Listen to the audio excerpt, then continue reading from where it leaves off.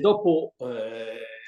la dichiarazione di giovedì 16 da parte del ministro Giorgetti relativamente allo stop degli sconti in fattura delle cessioni del credito, nell'incontro di ieri a Palazzo Chigi sembra ci sia una apertura relativamente a quello che era il nostro grande problema, che era lo sgonfiare i cassetti fiscali carichi di tutte le nostre imprese. Al tavolo si sono trovati, oltre ai ministri, ai sottosegretari, l'API, la Cassa Depositi e Prestiti, SACE con l'Agenzia delle Entrate, e subito dopo si sono trovate anche le varie associazioni di categoria, tra le quali l'ANCE, Confapi e Confedilizia. E di cosa si è discusso? Ovviamente di questi cassetti fiscali saturi che non ci danno più l'opportunità di acquisire lavori sia nel 110, ma in realtà poi anche di tutte le altre operazioni, perché le nostre aziende, ahimè, sono prive di denaro con questi cassetti fiscali pieni. La cartolarizzazione dei crediti per una sorta di lungaggine, di burocrazia è stata subito messa al bando perché comunque è difficile da ottenere, ma soprattutto ecco, molto lunga, come dicevo, e quindi l'opportunità di verificare, come poi aveva già fatto l'ABI con l'ANCE, quello di pensare agli istituti di credito e ai canali bancari che sembrano l'unica possibilità per bloccare questi nostri crediti, in virtù anche del fatto che hanno ancora una buona capienza fiscale. Si parla, ma non vorrei esagerare, di una capacità di circa 32 miliardi, per cui insomma una cifra abbastanza importante che permetterebbe alle nostre aziende di prendere sicuramente una boccata di ossigeno. Anche dopo, sì, anche perché insomma noi avevamo anche proposto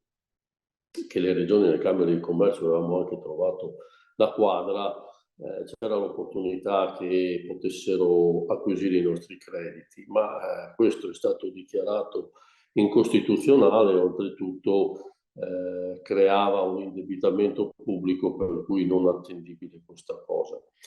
È ovvio che se questa è la procedura dell'F24, la situazione, diciamo, è confacente, va bene anche per noi,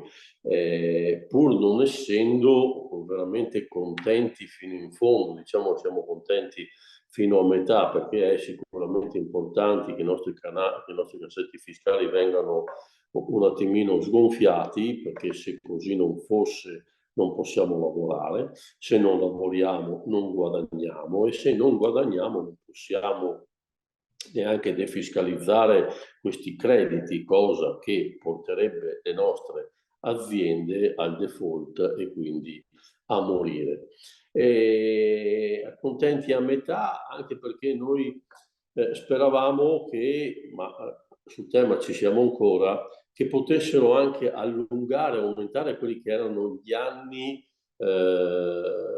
per poter defiscalizzare e decontribuire i crediti, passare fino a 10 anni. Questo ci dava un'opportunità in più, perché se mancano effettivamente le risorse diventa difficile defiscalizzare. Tutto quello che non si può defiscalizzare nei 4 anni erano crediti proprio persi.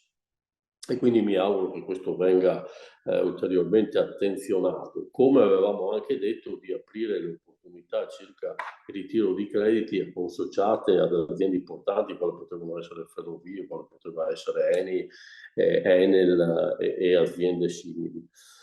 Giovedì inizia l'esame alle Camere e quindi spero che la tanta attenzione che noi ci auguriamo ci sia da parte del nostro governo in effetti venga presa in considerazione con la stessa solerzia e lo stesso cipiglio col quale è stato decretato lo stop e messo in gazzetta ufficiale nel giro di qualche ora. Anche perché noi non vorremmo veramente che la salvezza dell'Italia e dei conti dell'Italia passasse attraverso la moria delle nostre imprese edili, anche perché sto pensando all'enorme quantità di lavori che potrebbero ancora ricadere sul nostro territorio col PNR, lavori che ovviamente possono essere accantierati ed eseguiti se ci sono le imprese edili disponibili e capaci di poterle fare. Quindi auspico, vorrei dire fiducioso, che tutto sia al più presto, perché un altro passaggio importante è la velocità. Noi abbiamo una situazione di moria, parliamo di 25.000 imprese a livello nazionale che sono moribonde, quindi occorre una cura che sia estremamente veloce. Grazie.